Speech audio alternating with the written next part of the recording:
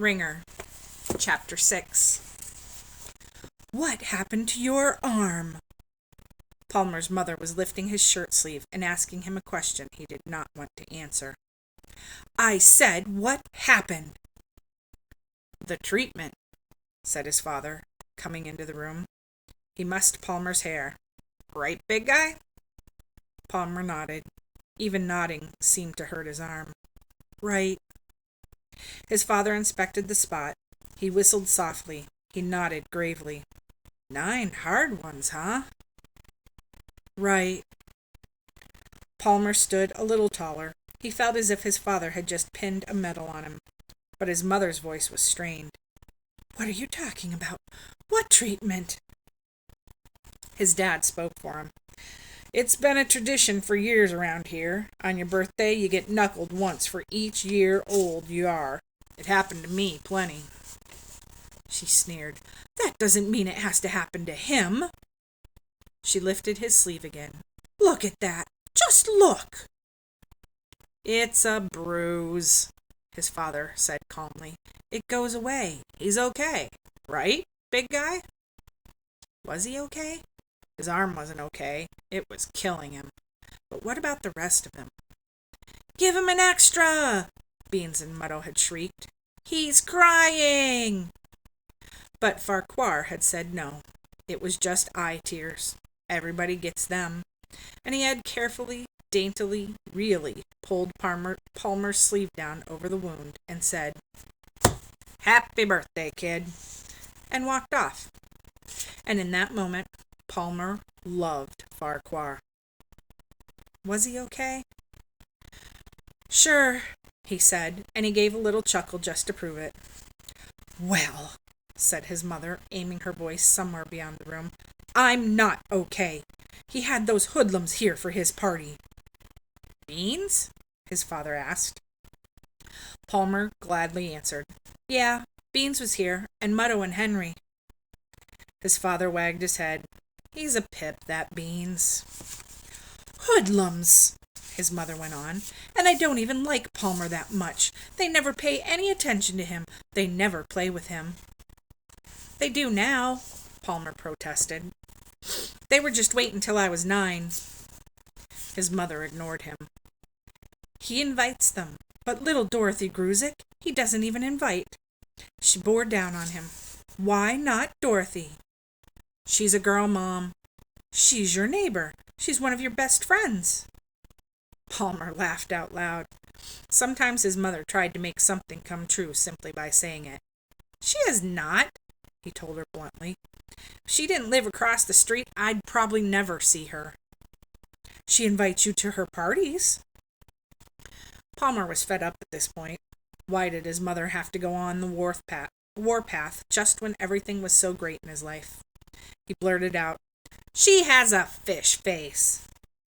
His father laughed. His mother's eyes went wide. Then she abruptly changed topics. And the nickname? She said to his father. You should hear the nickname they gave him for his 9th birthday. Those hoodlums. She tapped Palmer on the shoulder. Tell him. Snots, said Palmer. It was already beginning to feel like his. Snots, his dad echoed. Now what kind of a name is that? Said his mother. Where did that come from? Palmer shrugged. In truth, he had no idea. Beans gave out names. His own obviously came from his appetite for cold baked beans out of a can, any time, day or night.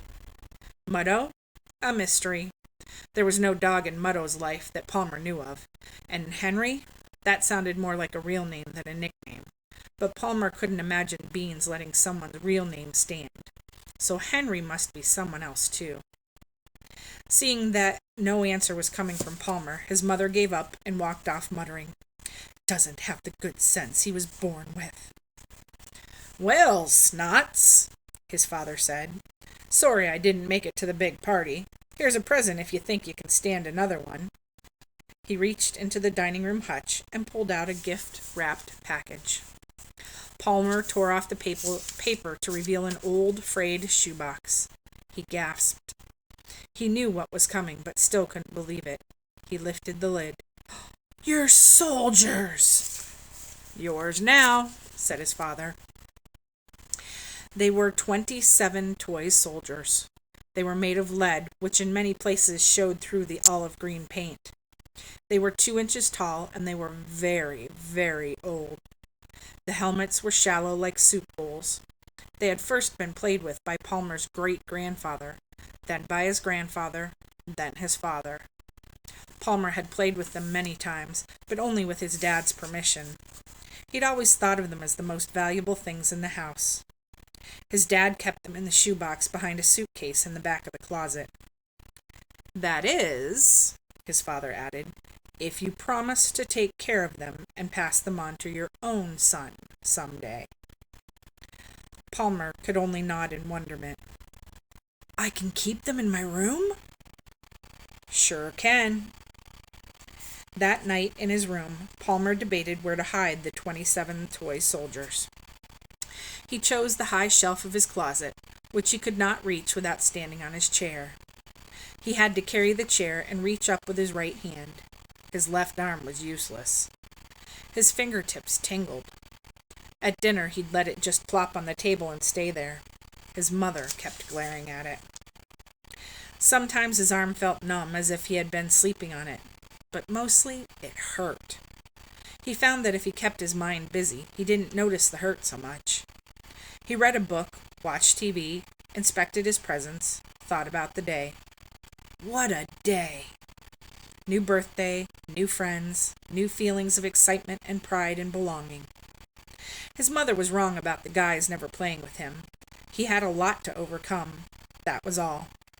Being the youngest, the shortest, and his unusual first name, he took lots of teasing there. But that was all over now. He fell back on his bed. He grinned at the ceiling. Life was good.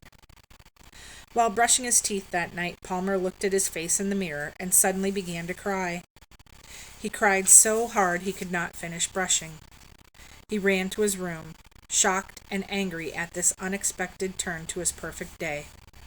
Sobbing loudly, gasping for breath, he plunged into his bed and smothered his face in the pillow. He was not aware of turning the ceiling light off and the night light on. He was not aware that he ever stopped crying. In his sleep, a voice echoed down the long, dark barrel of a cannon. "You have run out of birthdays." In the morning, he awoke suddenly to a flutter of wings.